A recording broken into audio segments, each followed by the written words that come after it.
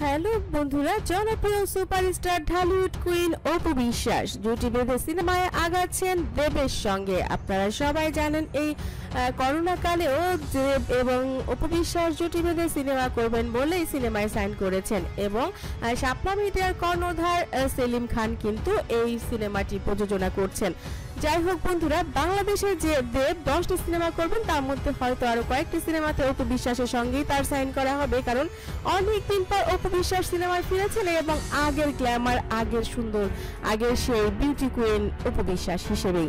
তো অপু বিশ্বাসকে নিয়ে কিন্তু কোনো পরিচালকেরই প্রযোজকেরই টাকা লগ্নি করতে কোনো রকমের কোনো ভয় নেই, কারণ দীর্ঘ 15 বছর দাপিয়ে বেরিয়েছেন এই অভিনেত্রী। মাঝখানে তিনি তার মাতৃত্বের কারণেই কিছুটা সময় ব্রেক নিয়েছিলেন এবং আমরা সবাই মনে করছি তিনি কিন্তু নিজেকে আবার আগের জায়গায় ফিরিয়ে আনতে সক্ষম হয়েছেন, কারণ তিনি অপু বিশ্বাস বলেই তিনি জানেন কোথায় থামতে হয়, কোথা থেকে আবার শুরু করতে হয়। আমরা আগামী 10 বছর হয়তো অপু বিশ্বাসের এই দাপিয়ে বেড়াটার সঙ্গেই থাকবো, সঙ্গেই চলবো।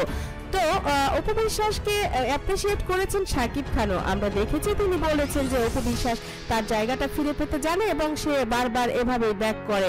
সুতরাং শাকিব খানের এই কথাটার মধ্যে ইঙ্গিত রয়েছে তিনিও খুব ভালোভাবে অ্যাপ্রিসিয়েট করেছেন অপুর মিডিয়াতে ফেরাটা। এবং এর বাইরে যেটা এই মুহূর্তে চমক, সেটা কিন্তু অপু বিশ্বাসের পরিবারের অপু বিশ্বাসের মা নয়, একদমই উল্টো ব্যাপারটা। আমরা জানি বাংলা সিনেমায় যেমন রয়েছে শাশুড়ি বউয়ের দ্বন্দ্ব, তেমনি কিন্তু মানুষের ব্যক্তি জীবনেও রয়েছে শাশুড়ি এবং বউয়ের দ্বন্দ্ব। এটা কিন্তু চরমভাবেই রয়েছে সারা পৃথিবীতেই। কারণ হচ্ছে একটা মা যখন তার সন্তানকে বড় করে তোলেন, তার সাথে যে মায়া মমতা স্নেহের বন্ধনটা থাকে, তিনি একসময় ছেলেকে বিয়ে দিতেই হয়, ছেলের বয়স হয়ে যায় কারণেই, এবং বিয়ের পরে মাটা কমপ্লেক্সে ভুগতেই থাকেন। তিনি মনে করেন তার ছেলেটা পর হয়ে গেল, আজ থেকে অন্যের হয়ে গেল।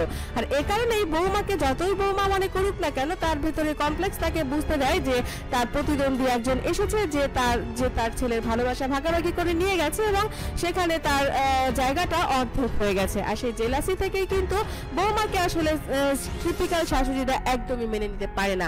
মনে মনে যাই ভাবুক না কেন, সামনে কিন্তু একদমই বলতে পারে না যে তাকে ভালোবাসে না। এটাই হচ্ছে পৃথিবীর নিয়ম। যাই হোক বন্ধুরা, অপু বিশ্বাসের পরিবারে যেটাই ঘটুক না কেন, শাকিব খানের মা কিন্তু এই মুহূর্তে অপু বিশ্বাসকে পুরোপুরি অ্যাপ্রিসিয়েট করেছেন, কারণ তিনি অ্যাপ্রিসিয়েট করতে বাধ্য হয়েছেন। একজন যোগ্য ব্যক্তি যখন নিজের যোগ্যতা প্রমাণ করতে সক্ষম হয়, তখন আসলেই যে কোনো মানুষই সেটাকে অ্যাপ্রিসিয়েট করতে বাধ্য হয়। তেমনটাই ঘটে গেছে শাকিব খানের মায়ের ক্ষেত্রেও। শাকিব খানের মা যখন জানতে পারলেন যে অপু বিশ্বাস আবার ব্যাক করছে এবং বাংলাদেশের নয়, তিনি বাংলাদেশের গণ্ডি পেরিয়ে ওপার বাংলার দেবের সঙ্গে সিনেমায় জুটিবদ্ধ হয়েছেন এবং সেটা তিনি বাংলাদেশ এবং কলকাতায় দুই জায়গাতে সিনেমাটি শুটিং হবে, এই ঘটনাটা শোনার পর থেকেই অপু বিশ্বাসকে তিনি অনেক বেশি সাপোর্ট করেছেন এবং তিনি বলেছেন অপু আসলে আমাদের দেশের একজন জনপ্রিয় নায়িকা এবং ওর ভিতরে গ্ল্যামার রয়েছে, ওর স্ট্যাটাস, ওর সৌন্দর্য সবকিছুই আছে এবং ও খুব ভালো একজন অভিনেত্রী বলাই যায়। সুতরাং অপু বিশ্বাস ব্যাক করবে, এটাতে আর অবাক হওয়ার কিছুই নেই। আমি মোটেই অবাক হইনি, বরঞ্চ দোয়া করছি ও যেন আগের চেয়েও এখন আরো পরিণত, আরো বেশি ভালো ভালো সিনেমায় অভিনয় করতে পারে। যাই হোক বন্ধুরা, এই শাশুড়িমার কাছ থেকে আমাদের অনেক কিছু শেখার রয়েছে বলাই যায়। যে অনেকেই হয়তো বা এই ব্যাপারটাকে অনেক ভালোভাবেই দেখতেন না, তিনি বলতেন যে মা হয়েছে তার এখন আবার এত অভিনয় করার কি আছে, কিন্তু না, শাকিব খানের মা একজন হিরোর মা হিসেবে কথা বলেছেন।